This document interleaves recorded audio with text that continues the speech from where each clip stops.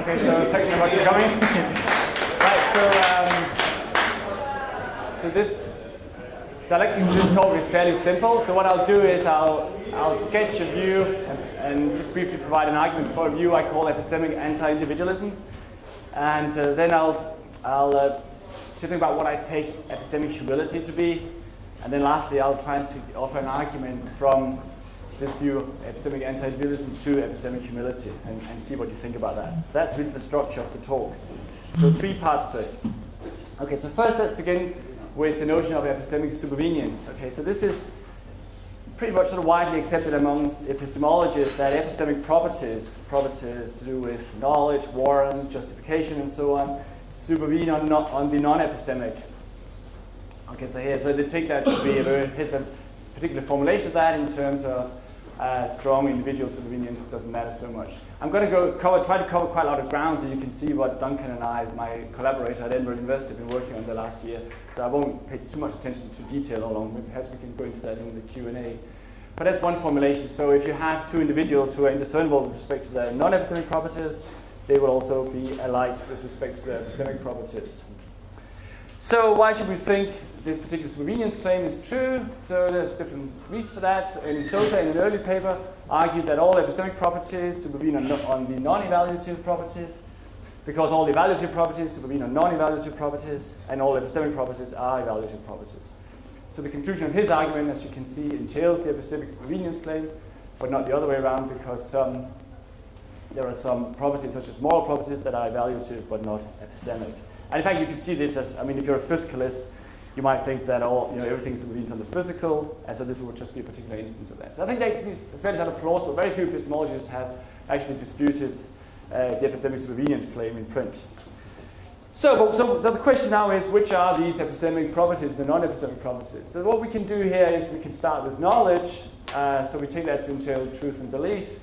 And then we can define one property, the property of warrant, as that which turns true belief into knowledge. So that's a very sort of complex epistemic property that involves the absence of epistemic defeat, rebutting defeat, undermining defeat, and also that one's belief be properly based, so that it's based on the reasons that one has for that belief. But then what we can do if we want simpler properties, logically weaker properties, we can factor them out. So we can have the property of having a justified belief, that it still assumes that the belief be well-founded, but then from that we can then define a notion of having justification to believe, so propositional justification. It's just a bunch of different epistemic properties that one might consider, then turn to what sort of non-epistemic properties that they might supervene on. So today I'll just be focusing mostly on warrant, so that property which converts true belief into knowledge. So more importantly, what are the relevant non-epistemic properties? And here's an interesting observation about that. So we have an epistemology and dispute amongst internalists and externalists. Okay, so internalists hold that epistemic properties supervene on non-epistemic properties that are internal to the mind or cognitive perspective of the individual in question. Okay, and so then in turn epistemological externalists reject that claim.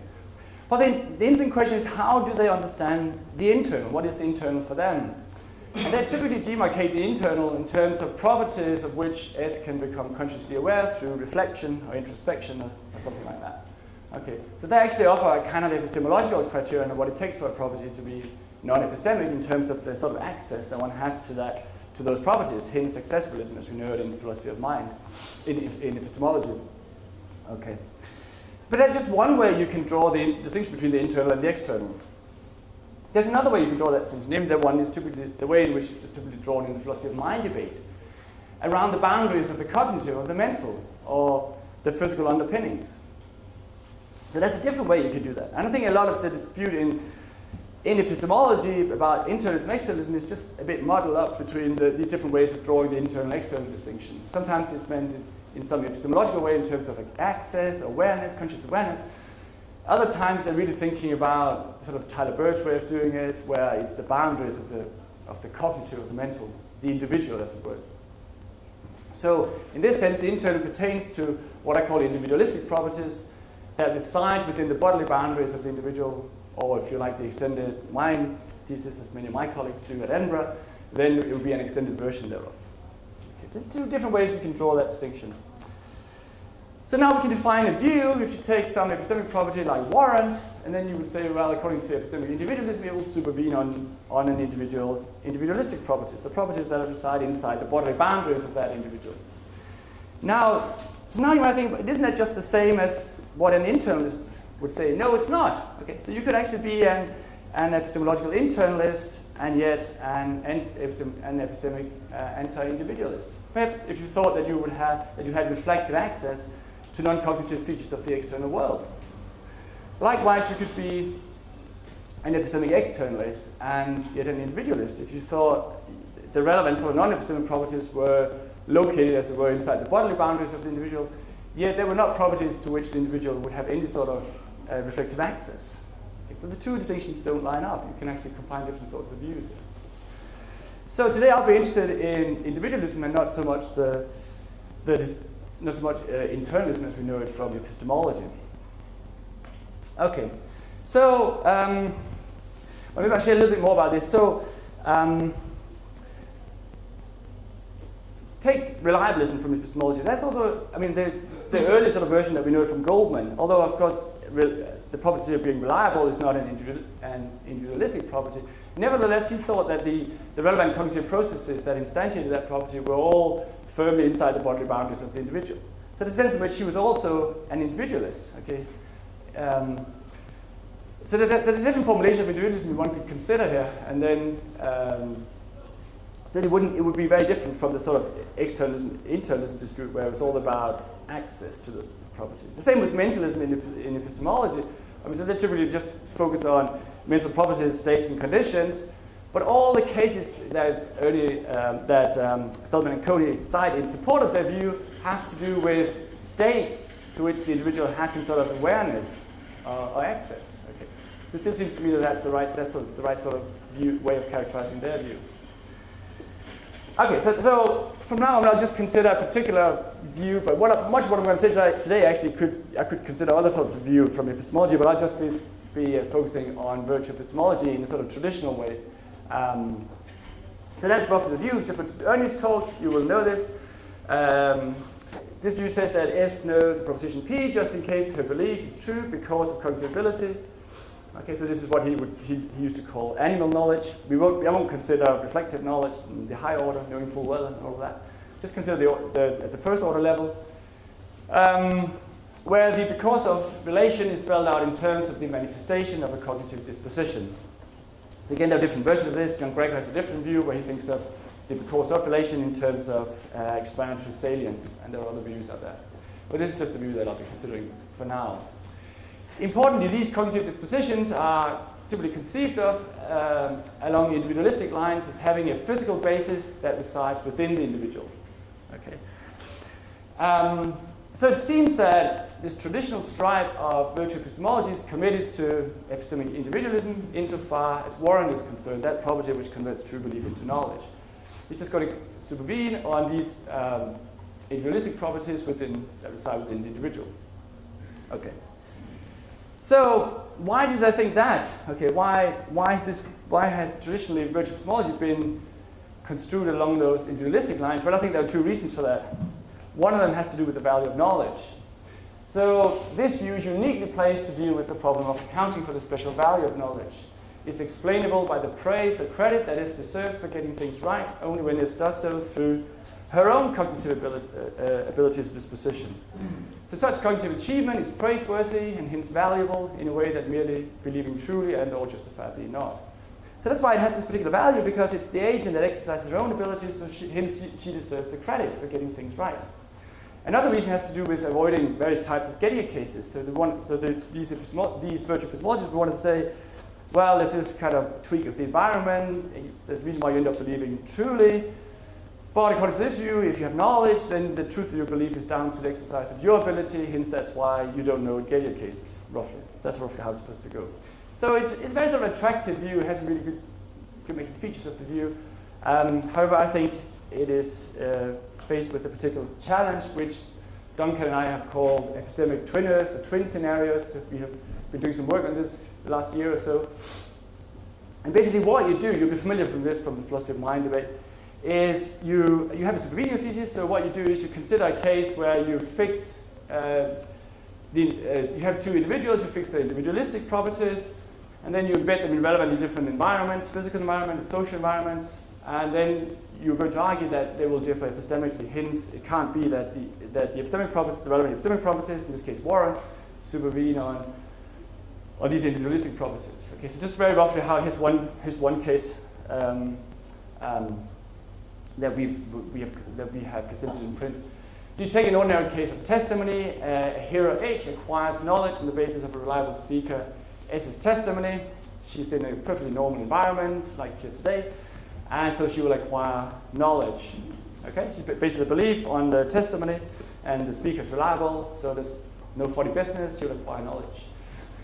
According to this view, the reason that the hero acquires knowledge is that the truth of her belief is through her own cognitibility.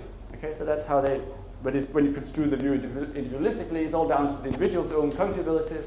These could be abilities to receive, assess, or discriminate between good and bad testimony. It could be other things, but that's one candidate.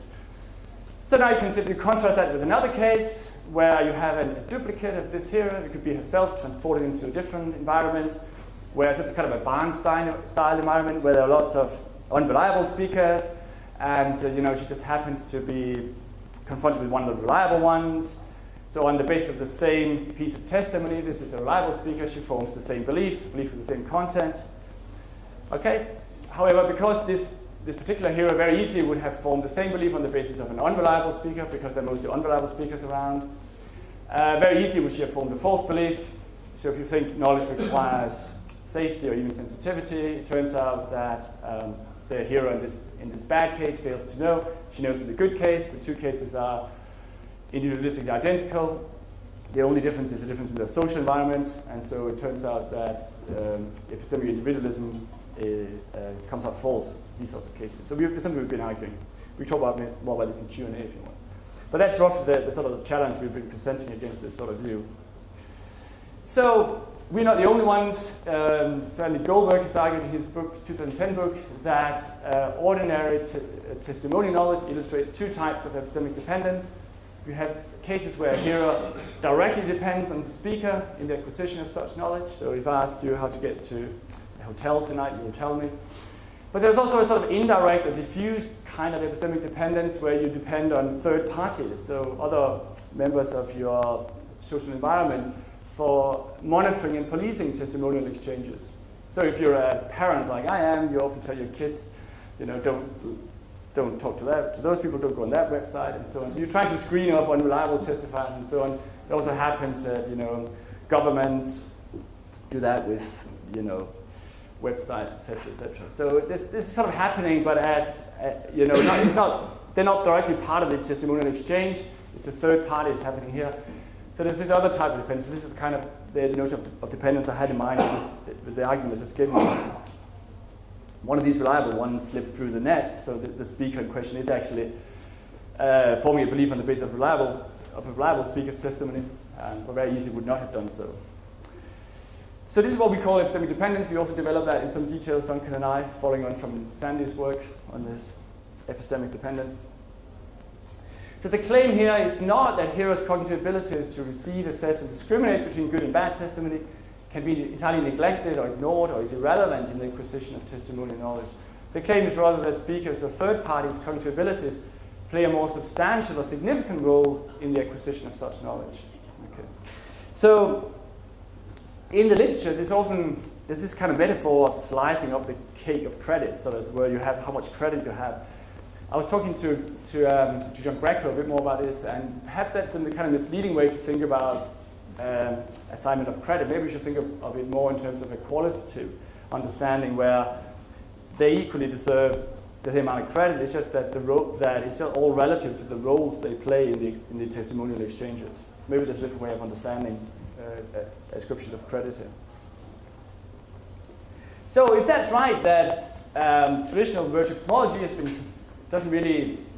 it's been too individualistic, and in many cases individuals acquire knowledge where they heavily depend on features of their social environment. I think it's also true that they depend on features of the physical environment. Then maybe we should move towards an anti-individualistic stripe of virtue epistemology. So Ernie Sosa suggests in one of his books that in such ordinary cases of testimonial knowledge, the cognitive success is instead attributable to a complex social competence only partially seated in the individual believer. So that's a very interesting line. I think obviously you need to develop this in more detail to figure out exactly what such a social competence would amount to. But I think that's very promising and something that's worth exploring. Okay, so that was the first part of my talk. So really just present this view, epistemic anti-individualism, kind of an argument against the view. What I'll do now is say something about what I take humility, epistemic humility to be, and then finally I'll give you an argument from the first part to the second part of my talk. Okay, so firstly, I take humility to be a character trait, which involves relations to characteristic mental states. But humility is not itself a mere mental state. It involves such relations, but it's not reducible to a mental state. It's rather a disposition to behave and cognize in a particular way in a range of social and non-social situations. So I think it's very important that we think of humility as having a social dimension to it. Okay. As with other such traits, it allows for individual differences, which can be measured, and so on. So Edward has done some work on character traits in general, which I think is very interesting. And I think you could understand humility on that particular model. So I'm interested in, we're talking here about intellectual humility, I'm interested in a subspecies of that, epistemic humility, so that has to do with those cognitive abilities, the dispositions that can underwrite knowledge or other epistemic positive statuses. There are lots of other notions in contemporary philosophy that have to do with humility. There are, in metaphysics, people talk about Kantian humility and Ramsden humility, and so on. I'm interested in epistemic humility in that sense. And I think it has two important strands to it. So the first one I call confidence humility. So this is very similar to what the view that Heather was describing yesterday. It was what Ian called, I think he called it the doxastic view. And David also talked a little bit about this yesterday. So I take this one strand to concern the proper cognizing of the limitations and deficiencies of cognitive abilities. Deliberate failure to do so betrays a sense of excessive trust or overconfidence in one's own cognitive abilities. So one should recognize the existence of one's flaws as well as the boundaries of one's merits. Underestimating one's flaws or overestimating one's merits reveals an inflated conception of oneself. One thereby displays an arrogance or pretentiousness which is at odds with epistemic humility. But acknowledgement of the effectiveness and extensiveness of one's own cognitive abilities is equally important. This is something we've heard a lot about here the last few days. Deliberate failure to do so betrays a sense of distrust or lack of confidence in one's own cognitive abilities. So one should recognize the breadth and depth of one's own abilities. Overestimating one's flaws or underestimating one's merits reveals a deflated sense of self-worth. Okay. So you want to avoid both the inflated sense and the deflated sense. You want to get this accurate measurement is an important component of humility as I see it. In this case, you would display self-disparagement, which is again at odds with epistemic humility. So that was sort of the first part of it, which is, I take this to be roughly what Ian calls the doxastic view. But as I said earlier, I think there's an important social dimension to humility as well. So I call this credit humility. So where confidence humility concerns the accurate cognitions of one's epistemic finitude, credit humility concerns the proper interpersonal behavior in response to such cognitions. So humble individuals don't take more credit for their cognitive success than they're entitled to by the contribution of others' cognitive abilities towards that success. They don't brag about knowledge they possess, largely as a result of others' cognitive abilities. So Mark talked a little bit about this yesterday. Let alone boasting about knowledge that they lack. Rather, they assign credit to others' abilities accordingly, while seeking to draw more extensively and efficiently on them so as to further their own epistemic pursuits. Nor do humble individuals refuse to take credit if externally prompted, or take less credit for cognitive success to which they are entitled by the contribution of their own cognitive abilities. So it's about, again, taking enough credit but not too much credit, as it were. To systematically downplay one's own cognitive contribution induces an irrational doubt about one's cognitive abilities, which engenders a sense of inferiority. To belittle oneself in this way is to deprive one of a praiseworthy feature characteristic of humility. Okay, so these are the two strands that I think are, so as Mark was saying, this is an incredibly complex, messy concept. There's lots of historical, religious, cultural influences, and I'm not sort of pretending that this is an exhaustive analysis or giving you necessary sufficient conditions, but I think this is trying to capture some core components of the concept in as far as we are interested in these epistemic issues. And I think it does have those two dimensions to it, so that's something I would want to insist on. Okay. So that was the second part of my talk, what I take epistemic humility to be. So then lastly, I'll offer you an argument from epistemic anti-individualism to epistemic humility. Okay, so there are different ways to think about this, but the rough idea is this. Well, if in a range of cases, individuals depend heavily on others, so both directly and indirectly in the ways I sketched, then I think they should proportion their reliance on or placement of trust in their own abilities accordingly. Yes, I call this the proportionality principle.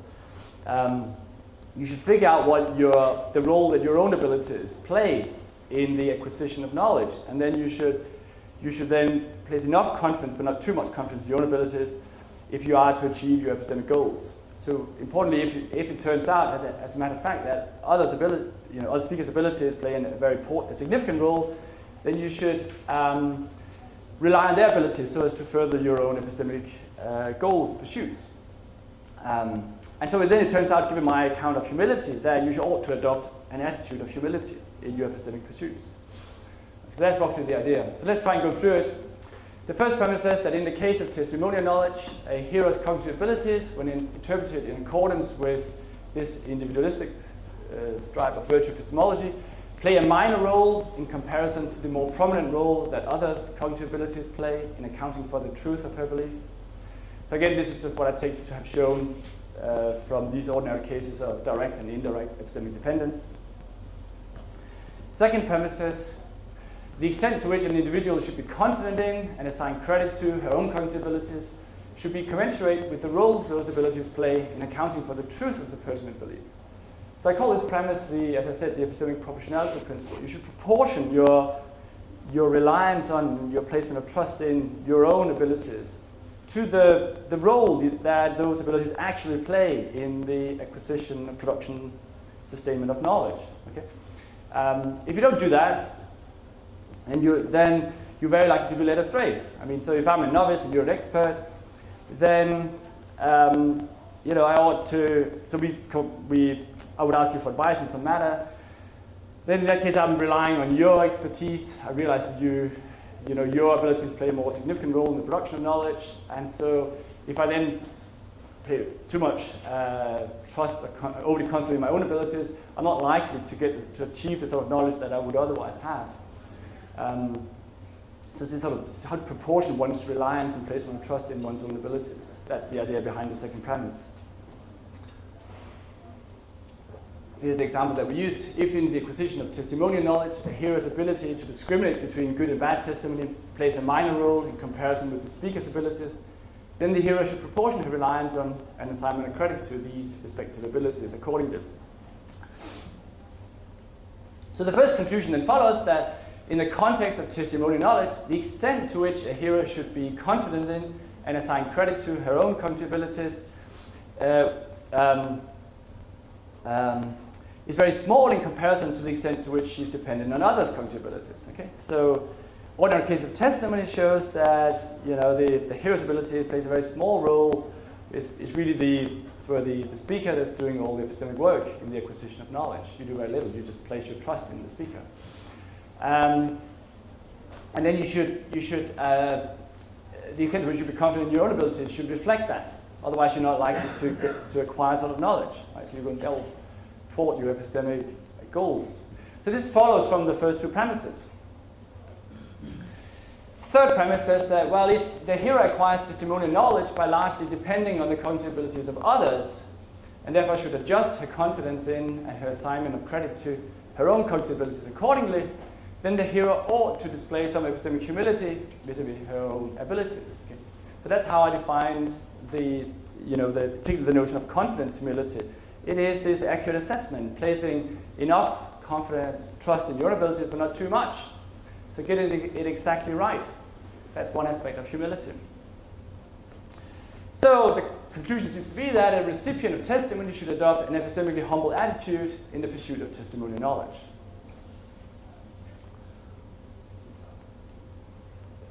What's the upshot? Okay. But so if you know from the debate of virtue epistemology, there are roughly two sort of camps. There's virtue reliabilism, which tend to focus on the role that reliable faculties like perception, reasoning, and so on plays, these sort of virtues. Contrasted with what you might call virtue responsivism, where you emphasize the role of intellectual trait virtues. Okay. Well, I think actually a view about these cognitive abilities, what I call epistemic anti-individualism, has implication for a distinctive kind of epistemic humility, okay? Where humility is a kind of character trait in the way I've defined it. So I think if you reflect carefully about which sort of, which version of virtue reliability should be true, where it's construed in this anti-individualistic way, I think you ought to, it'll have implications for a particular kind of character trait that one ought to adopt in the pursuit of knowledge. So I think actually it's not as if there's a contrast here, it's rather that you can learn something about intellectual trait virtues when you reflect on which stripe of virtue reliabilism one should adopt. Okay, Ian, that was it. Great. Yep.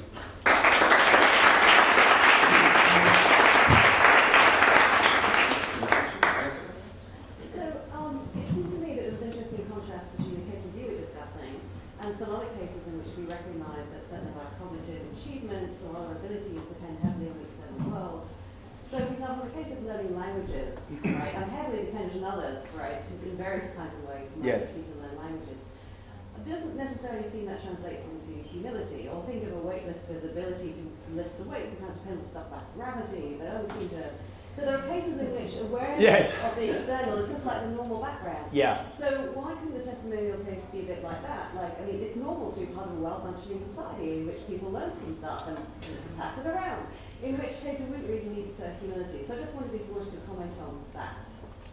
Right. So in the case of language, that's the acquisition of a language. So it's not really. I mean, there's various cases. Yeah. I mean, I really had cases in mind where it's distinctively epistemic, so you acquire some sort of knowledge that you're trying to achieve. Whereas this is more like the acquisition of abilities to speak a language, or lift some weights. So I think, absolutely, there are lots of different types of dependencies on features of the world where they don't suggest that you adopt an attitude of humility. I think that's true. So the question is which sort of dependencies are the relevant ones. And I was trying to home in on, as I said, sort of the epistemic ones where it's really the pursuit of knowledge or some other positive epistemic standing. It's not clear to me that these cases are like that. I mean,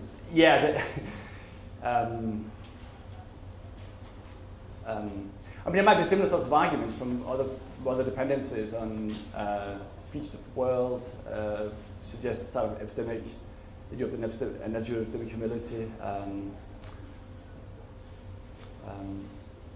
I guess I'm just not seeing why that's really about knowledge as opposed to something slightly different.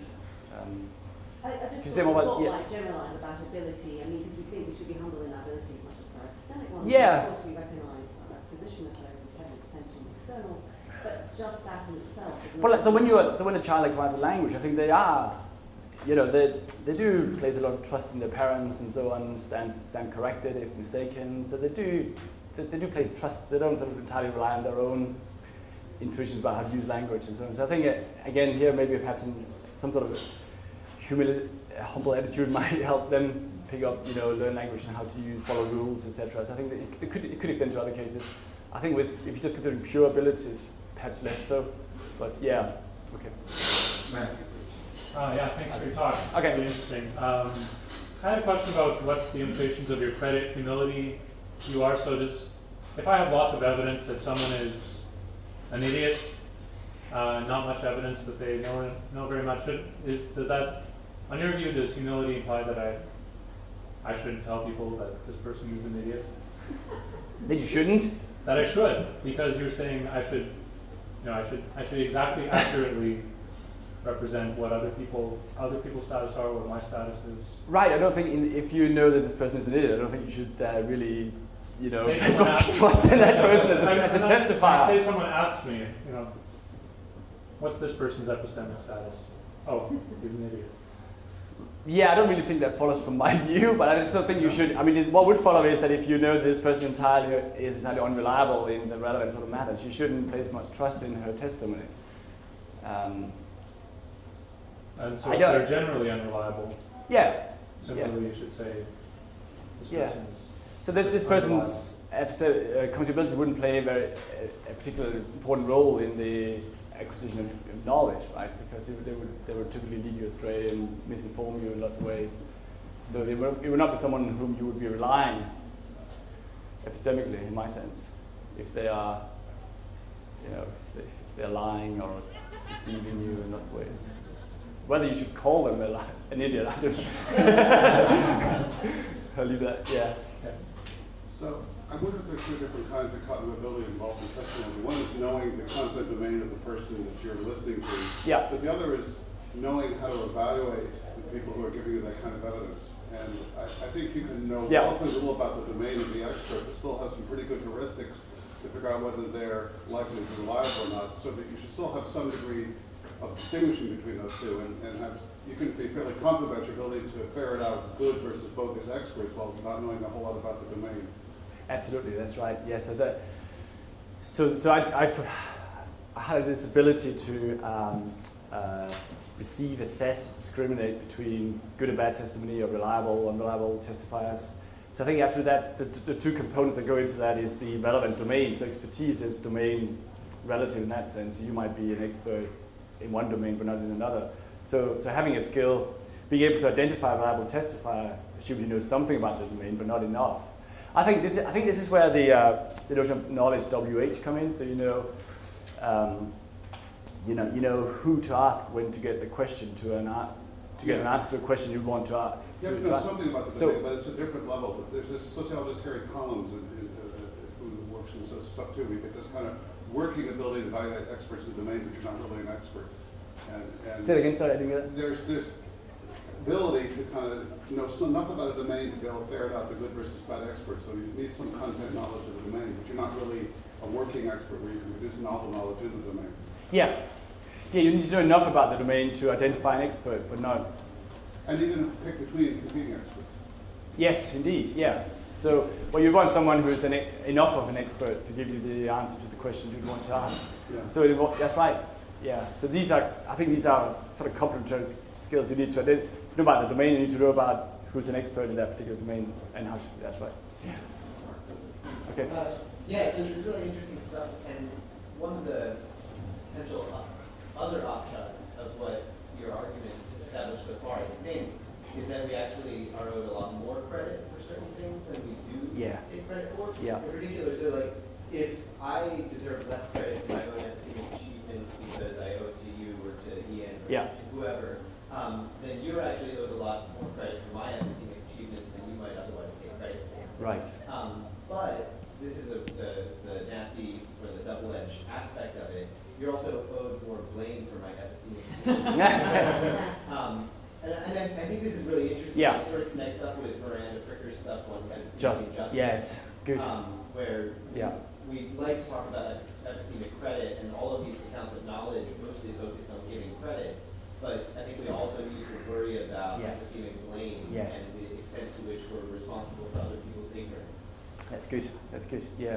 So indeed, I do think that's true. I hadn't thought much about that. But if you are in a case, placing a significant amount of trust in another speaker, then if things doesn't go according to plan, then maybe some of the blame falls on you, not just the speaker, because you made that call, didn't you? And so I think that's true. Yeah. There's two sides to it. Yeah. I hadn't thought much about that. That's good. On the issue of credit for testimony, Yeah. you kind of said, the way you put it, which is a standard way, is that the testifier pretty much gets the credit because all you're doing is Right. uptake. But there's also, it came out in your thought experiments, but also in John Greco's worry about junk. So the idea that if there's a lot of potential for getting bad testimony, your acuity in picking out the person who will give you the good testimony suggests that you deserve more credit for now believing that, I don't know, tin is the main product of Bolivia because you were able to look in this whole room and figure out who exactly was the one person. Yeah. So I think one of the worries is this is going to complicate any questions about credit, since you don't actually know, how much credit you deserve for which one of these beliefs that you got according to testimony, because you don't actually know how much junk is out there and how smart you are in picking out the right guy. Right. So I think that's right. So if you're in the kind of case we talked about last night, where there's a lot of falsehood around and misinformation and very few reliable speakers, then you deserve perhaps more credit than you would had you been in a more knowledge-friendly environment where you can pretty much trust any competent-looking speaker. But not knowing that, I mean, it doesn't. Why does it mean? I don't see why that's a problem. I'm just considering how this description of credit would go. Well, maybe I'm just worried about wandering around giving credit now. Yeah. So I didn't really. That's why. So when I made that distinction between the quality and the quantitative readings, so I think John is right in pointing out that this slicing of the cake kind of metaphor is perhaps not the best way to think about the assignment of credit. You could think of it as deserving full credit, but it's just that that's relative to the sort of role or that you're playing in the knowledge game, as it were. And so if you're doing your job, then you deserve full credit for that. It might be very difficult because there's lots of misinformation around, and so on. It's very difficult to actually detect the reliable ones. But it's not as if you can quantify the amount of credit that you deserve. I think it could be think of it more in a sort of qualitative way. I still think in those cases, though, that it's the speaker that's, if it depends on what the topic is, I guess. But the speaker will certainly also is someone on whom you'll be relying for the acquisition of knowledge. Well, you're relying on the speaker, but the question is if it takes. I think human beings in general have to learn a lot more. We don't go around blindly trusting people, even for asking for the way back to the hotel. We have a bunch of tacit cues that we deal with.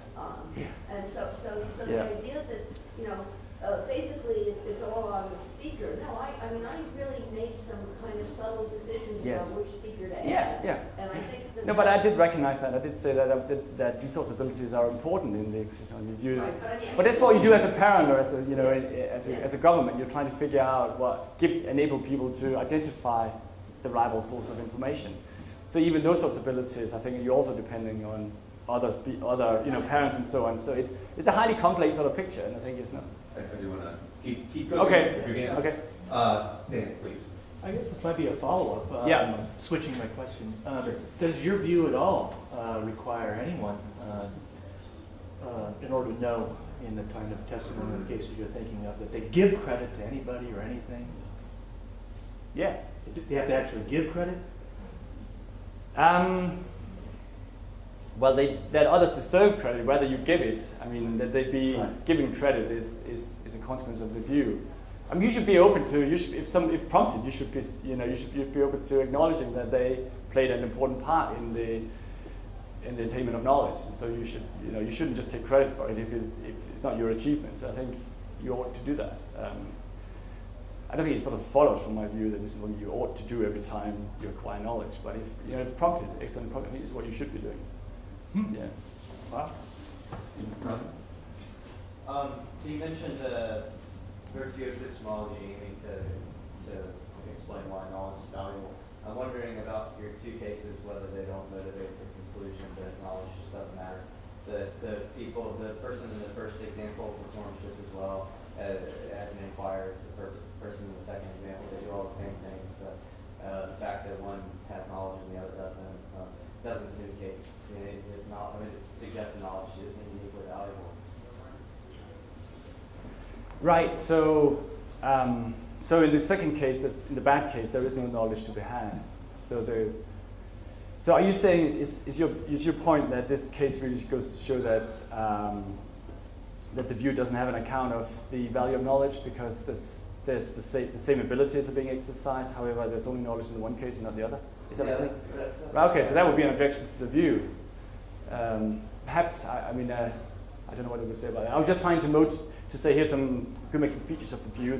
They had a nice account of the value of knowledge, and they seem to offer a good explanation of the type of Gettier cases as well. So these sort of seem to, I think that's why a lot of vertical knowledge have been attracted to this individualistic construal of the view, because it can neatly handle those sort of cases. Whether once you present this thought experiment, it now turns out that there's a problem for the view in terms of how they'll handle the value problem. That may well be. I don't know what they would say in response to that. That's a good point. Okay. I thought that the point with the value problem is distinguishing the value of true belief from knowledge. Yes, the distinctive value. There's no knowledge. False belief, so it's not the right contrast. Right. Yeah. So there's no knowledge in the other case. There's true belief in the bad case, right? But there's no knowledge because you could easily have formed a false belief. All right, I think we are out of time. You have a quick question? Okay. Sure. Well, like you said that humility was about having the right kind of confidence linked to your own abilities. Mm-hmm. But if the reliability of your knowledge depends on all these factors that aren't just your own ability, but other guardians of your situation, why not say that your confidence should be linked to that, to the whole picture that makes. Well, I think that's what I am saying. So I'm saying this is what the proportionality is about. You should proportion your reliance and confidence in the relevant abilities so as to reflect the role that they actually play in the production of knowledge. So if you are heavily relying on others in these sorts of cases, then you should trust it and place confidence in their abilities accordingly. There's confidence in your abilities that should be matched to your abilities. To the role those abilities play in the production of knowledge. Yeah. Should be linked to the total picture. Yes. Okay. Let's take a Good.